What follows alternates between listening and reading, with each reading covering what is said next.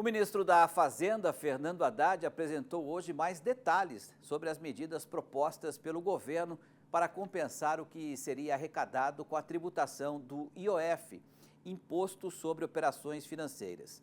Uma das propostas é de um imposto de renda de 17,5% em aplicações financeiras. Hoje, a taxa é de 15% a 22,5%, dependendo do prazo, da duração, da aplicação. Em entrevista hoje, Haddad disse que a mudança só afetará donos de cobertura. As medidas que atingem os moradores de cobertura, porque pega só gente assim, que tem muita isenção fiscal. Todas as medidas envolvem BET, envolvem e mercado financeiro. Não mexe com o dia a dia da população, não mexe com... Eu considerei as medidas muito mais estruturais e justas do ponto de vista tributário, por isso que eu concordei com essa agenda, uma agenda que interessa a Fazenda. Pois é, algumas das medidas para o equilíbrio das contas públicas impactam diretamente o agronegócio. O setor está mobilizado para negociar com o governo a respeito da taxação de 5% das letras de crédito do agronegócio, as LCAs, entre outras linhas de financiamento. Veja na reportagem do Ricardo Araújo. A Frente Parlamentar da Agropecuária aguarda que o governo chame a bancada para negociação. É um ataque direto no setor, algo que nos preocupa muito. Vamos lembrar que até abril desse ano, praticamente 43% do financiamento de safra tinha sido ou foi em LCA. Nós estamos falando algo em torno de 450 bilhões de reais. Isso é um montante extremamente significativo, mais do que isso. A taxação das LCAs, ou seja, tanto LCIs quanto LCAs passarem a ter 5% de tributação, mesmo que isso ocorra no ano que vem, obviamente que elas perdem atratividade e deixam de ser um instrumento inteligente, um instrumento atraente ou atrativo para os investidores. A taxação de 5% das letras de crédito do agronegócio e imobiliário, além dos certificados de recebíveis desses dois segmentos, com uma taxa básica de juros em 14,75% ao ano, está sendo considerado pelas lideranças do agro como um retrocesso para o setor produtivo. Para este parlamentar, os reflexos podem se estender ao preço dos alimentos. Taxar a LCA em 5% é 5% de inflação no alimento para o consumidor brasileiro. Depois ele aumenta os juros para controlar a inflação. Não dá para entender o que o governo está querendo fazer. A partir do momento em que há um aumento da despesa tributária e os juros estão altos, é bem provável que os bancos também aumentem os juros, os spreads nesse caso, para poder disponibilizar esse dinheiro para os agentes do agro que, de certa forma, utilizam eles ali para o desenvolvimento da atividade rural como um todo. Então, se eu tenho um aumento de tributário com juros altos e o banco aumenta também os juros, o que acaba acontecendo? Bem provável que isso reduza o investimento. Reduzindo o investimento, bem provável também que tenha aí algum aspecto inflacionário de aumento do preço dos alimentos. Para a senadora Tereza Cristina, líder da oposição, o mal-estar causado pelo governo veio num momento delicado, quando restam 20 dias para o provável anúncio do Plano Safra. É muito ruim, é muito ruim. Não era a hora do governo fazer isso. Como não emplacou o IOF, que é um imposto regulatório e não de arrecadação, como não conseguiu e sabia que não vai passar, é muito difícil passar isso no Congresso. Então está vindo aí com outras medidas. O ministro da Fazenda deverá prestar esclarecimentos à Comissão de Agricultura da Câmara sobre a taxação, caso o requerimento seja aprovado. A convocação do ministro Haddad é, no mínimo, um ato que a CAPADR hoje tem para fazer enfrentamento diante dessa taxação da LCA aí, que pode realmente prejudicar ainda mais o setor hoje no país, aumentando taxas de juros e trazendo uma insegurança aí fiscal para todo o país e principalmente para o agronegócio, que tem investido muito. É importante nesse momento que o governo também se conscientize da importância do setor agropecuário brasileiro, da agricultura do Brasil, para que amanhã depois não venha, talvez com uma escassez de alimentos, acarretar um aumento de inflação, uma dificuldade ainda maior para a população brasileira.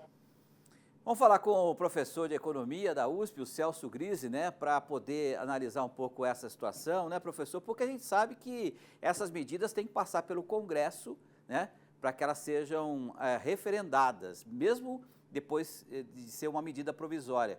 Mas eu acredito que depois da reunião que o Haddad teve com os líderes de partidos, eu acho que isso está muito bem encaminhado, apesar dessa representatividade aí da FPA. Eu queria saber se realmente essas novas tributações vão afetar só os donos de cobertura ou, de repente, vai encarecer o pão nosso de cada dia, hein, professor? Boa noite.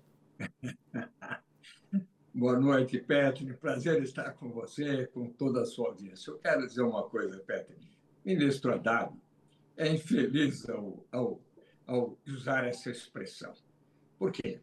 Porque, em primeiro lugar, não se pode rivalizar a população pobre contra os ricos ou os ricos contra os pobres. É infeliz, não é? Em primeiro lugar, infeliz. Em segundo lugar, nós temos que lembrar que, ao encarecer estes fundos, eles perdem a atratividade para o investidor. Isso quer dizer, vai haver uma disponibilidade menor de dinheiro para financiar a agricultura. Isso é o primeiro ponto. Segundo ponto é aquilo que foi dito por um dos nossos observadores aí, que concluíram com muita propriedade que a taxa de juros do banco e os spreads bancários vão aumentar. Porque, primeiro, porque vai haver uma escassez de financiamento. Segundo, porque o risco é maior. Você está repassando para o produtor Selic, você está repassando impostos. Isso aumenta o custo do financiamento e, portanto, o risco do agricultor. Eles vão subir a taxa de juros e spreads para compensarem esse novo risco, né? Eu vejo com extrema tristeza o fato de você querer aumentar impostos ao invés de reduzir gastos. Isso não é uma boa solução. O ministro vai se conscientizar disso no momento em que a agricultura der a sua resposta. A resposta da agricultura é: eu vou produzir menos, eu vou investir menos e o seu PIB vai ficar menor. Eu não aconselho esse tipo de proposta vindo de um ministro, na minha opinião, modesta, um ministro que ainda não conhece as regras da economia e principalmente da economia agrícola. Agora, professor, o argumento do governo em relação a essa coisa de cortar gastos é que eles dizem que os gastos estão já enxutos e que tudo que é gasto a mais é exatamente para tentar redistribuir essa renda e os tais benefícios, né, sociais. Se o senhor fosse ministro da Economia, né, onde é que o senhor sugeriria esses cortes de gastos do governo, hein? Tem algo para cortar mesmo e onde? Em primeiro lugar, Opa, travou. Em primeiro lugar, que pese opiniões contrárias, eu acho que o nosso judiciário está fora da realidade do país com os seus salários. Eu acho que existem funcionários públicos com salários abusivos. Então, em primeiro lugar, a reforma administrativa é um ponto fulcral disso tudo. A segunda coisa é a correção do INSS com esse desperdício, com essa baderna que se instalou com corrupções e outras coisas ali dentro. Então, o dinheiro se evapora quando você não o administra com princípios morais e com competência gerencial. Os cortes também podem se dar na área do executivo, reduzindo esse número absurdo que nós temos de ministros e ministérios. Não é? Nós podemos enxugar isso aí. Então, há muita empresa ainda por ser privatizada que sairia das costas do nosso consumidor. Há muito o que fazer, Petri, e há espaço para se fazer isso sem produzir consequências sociais que possam prejudicar o poder de compra, prejudicar a renda do assalariado e do trabalhador brasileiro. Perfeito. Celso, obrigado pela participação mais uma vez aqui no RN, sempre muito bem-vindo e volte sempre. Boa noite. Será um grande prazer, agradeço muito a sua chamada e estou sempre às suas ordens. Boa noite a todos. Bacana, obrigado.